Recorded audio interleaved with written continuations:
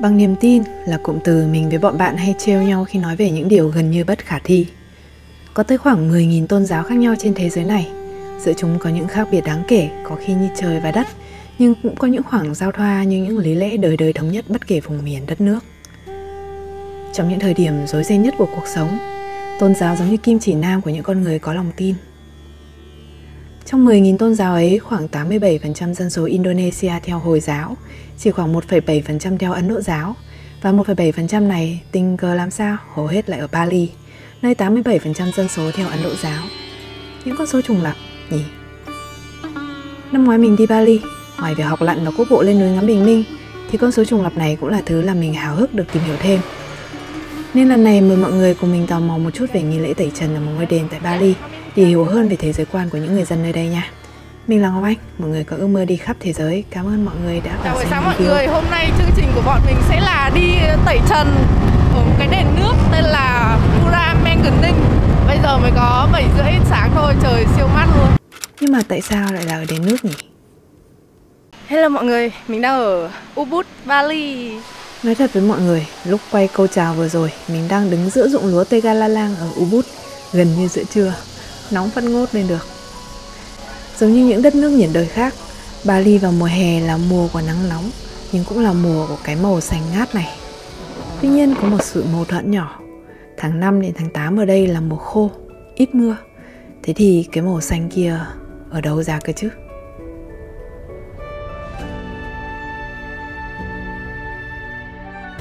Mình quen một người bạn nhỏ nhỏ người và có một cái gì đó khiến mình phải nể và khiêm nhường đi đôi chút mỗi khi có dịp nói chuyện. Có lẽ là nét tinh tế nào đó, có lẽ là bầu không khí dễ chịu hài hòa bạn ấy mang theo. Những thứ ấy thấm nhuần vào một con người làm họ đặc biệt không cần phô trương. Có lẽ ruộng lúa Tegalalang hay những ruộng lúa khác ở Ubud này cũng vậy chăng? Ruộng lúa ở Tegalalang được UNESCO công nhận là di sản văn hóa thế giới. Và lúc mà mình nhìn thì mình thấy khá là thắc mắc ý. Ruộng bậc thang ở Việt Nam mình cũng nhiều mà, và cũng rất là rộng, rất là to ấy. Tại sao UNESCO lại công nhận nơi này là một di sản văn hóa thế giới? Lời đáp cho câu hỏi này hẳn là nằm trong dòng nước đang chảy kia, và ở những ngôi đền mà chúng ta chuẩn bị tới thăm một trong số đó đây. Lý do hôm nay sẽ là một buổi học nhỏ của cô giáo Putu, một nữ tư tế ở Bali. Bọn mình đã đến với Ninh và bây giờ bọn mình sẽ đi gặp gọi là gì nhỉ? Nữ tế à? Nữ tu à? Mình không chắc lắm dịch có tiếng Việt là gì, nhưng mà các cô, các chị sẽ là người mà dẫn bọn mình qua cái buổi lễ thanh tẩy hôm nay. Châu xinh ấy. Yeah.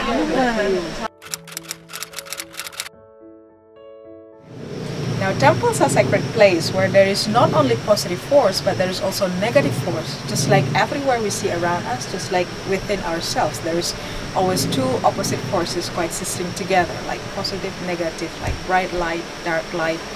There is feminine, there is masculine, the same as the temple itself. So this is like proper clothings whenever we are going into the temple to perform a ceremony.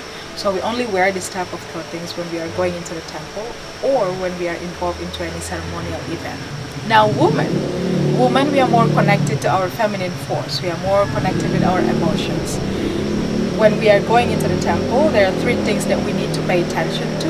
Is that be aware of any thoughts that we put into our mind, be aware of any emotions that we carry into the temple, as well as be aware of the energy that we share throughout the ceremony. Because we are more connected with our feminine energy, we are more connected with our emotions. This is for us here, the sash itself, to be aware of any emotions. So we tie our emotion. Men, you are more connected with the masculine energy, so you are more busy on your mind, you are always busy with your thoughts. This is for you to be able to filter the thoughts while in the temple during the ceremony. And this part is open. This is where the connection made. The sarong itself will slow down your step. So knowing this, in this journey, we don't need to rush. Enough rushing. It's all about finding the inner peace. Holy water purification ceremony. In Balinese term, we call it malukat. So malukat is a ceremony that purpose is to cleanse and purify your whole being. So what exactly our whole being? It is the physical body, emotional body, energetical body, mental body, and spiritual body. So I think we're having full moon soon, which is tomorrow. So it is like considered a very auspicious, very good day to come to the holy water temple to perform this ceremony. Like most of the holy water temples will be busy around this time, because we believe that by performing this ceremony closer to the new moon and full moon, we'll be able to get the benefit even more than the usual day. Like I said, what actually do we cleanse and purify? It is our whole being from any negative attachments, from any negative energies, from any impurities, from any misfortunes, from any sickness or illnesses that were carried from the past lives, or even that were created out of current lifetime experience. So it's a cleansing purification ceremony very deep down there on the spiritual level. And how are we going to perform this ceremony today? Grandmother said the element of the water is a very sensitive element that can speak through your emotions, that can speak to your through your intuitions. And it has been scientifically proven that if you put water in a glass and then you say nice words, and it will change the particle of the water. You chant the mantra, you send a prayer, you tell them very sweet and kind loving words, it will change the particle. Holy water, there is 35 holy waters, but we only need 10 of them for our ceremony today, because the rest of the holy waters are for different purposes of the ceremonies, like temple celebrations, cremation ceremony, and all of that. And these 10 holy waters that we need today located in 2 separate purification pools. So we are going into the first pool that has 6 holy water, which will cleanse and purify our masculine energy, as well as cleanse and purify any impurities on a soul level, on a spiritual level. The second pool has 4 holy waters, which will cleanse and purify the feminine energy. So masculine and feminine energy needs to be balanced. So for us, this is like the gift to the universe for all sort of blessings that we receive on a daily basis. So in our ceremony today, we're also going to prepare some of chanang sari that we are going to put in some areas of the temple, with an incense on top of chanang sari and then holy water sprinkled on top of it. While we are saying that we are coming here today, wanted to perform a purification ceremony, please welcome and guide us while performing the ceremony. So this is going to be our gift to the divine spirits who are in this temple. Here we call it pajati, a little bit elaborate offering. It also has some rice cakes, some fruits, some coconut. There's also some sweets in the offering, in the basket. The name of this offering is pajati. Pajati coming from the Balinese word of sujati. It is translated as a true intentions.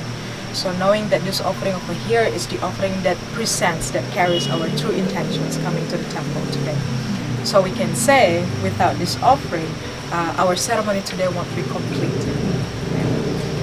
Now that offering over there is the offering that we are going to offer to the higher spirit of the temple. Meanwhile over here, that we call sagahan, rice, shallot and ginger that is already scattering around with 1 piece of chana. We are going to put it on the floor to honor the negative force of the temple so that they don't bother us. So that's kind of like the offerings that you need to prepare to perform one ceremony today. Now, we still need to make some of chanang sari. I would like to invite you to make your gift that you are going to offer. Chanang sari made out of young coconut leaves. Thank you. So in making chanang sari, it's like a great practice to focus and to concentrate your mind. Yeah, this is made out of young coconut leaves. It has also betel leaves and areca nut. Now we have 4 different colors of the flower here, plus grated pandan leaves. We are going to put those flowers on a cardinal directions according to whose God manifestations resides on those directions. So now we are working with the directions, so we need to know, all of the direction itself. The sunrise is over there, so that will be our east. That is our west. Mountains are over there, because in Bali ceremonially we use mountains as a north direction, so that will be north, and then that will be south. We can start with any color of the flower as long as we are putting them on the right directions. So the black color of the flower, the dark color of the flower, which is purple or green or blue, will go to the north directions, correct? To honor Vishnu. Vishnu is the preserver. And then yellow will go to the west directions to honor Mahadeva. Mahadeva is known as the God manifestations that provide us with prosperity and wealth. And then white will go to the east directions to honor Iswara, to honor the sun, the enlightenments. And then lastly, the red color of the flower will go to the bottom side of your offering. We'll go to the south directions to honor Brahma. Brahma is the creator. So if you feel that you need more flowers in your basket, please do so.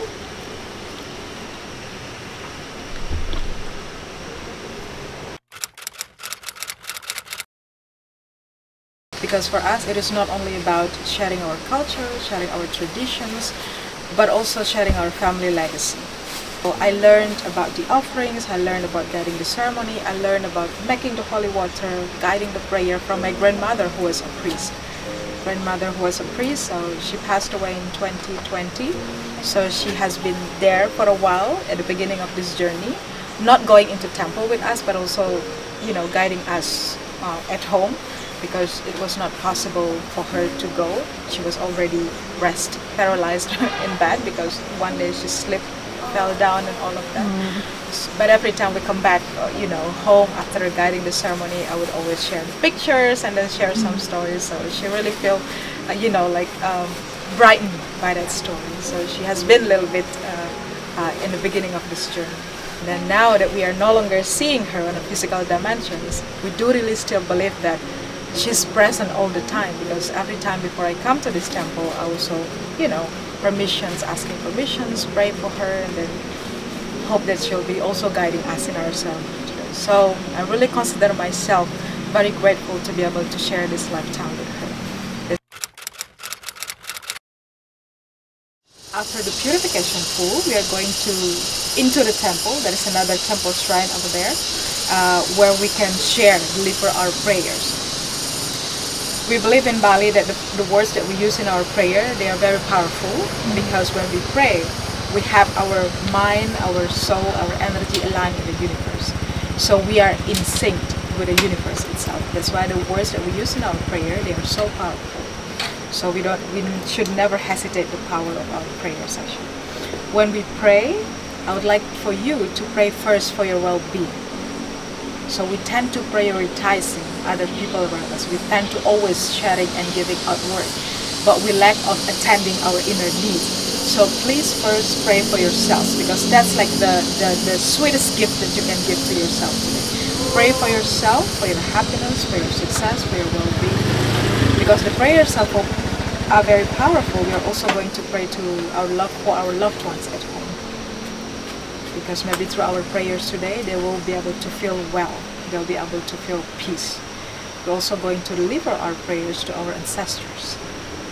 Because, again, these connections can never be cut off, even though we no longer see them on a physical level, but little that we know they're always present and guiding us in our current lifetimes.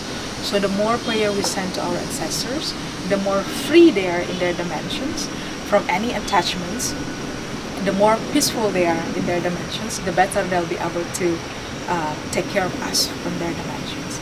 And to close the ceremony, we're going to bless ourselves with the holy water, bless ourselves with the rice, as well as bless ourselves with the bracelets.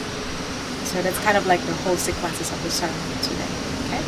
Get down into the temple, have your mind open, have your heart open, allow yourself to experience the whole blessings that coming your way today.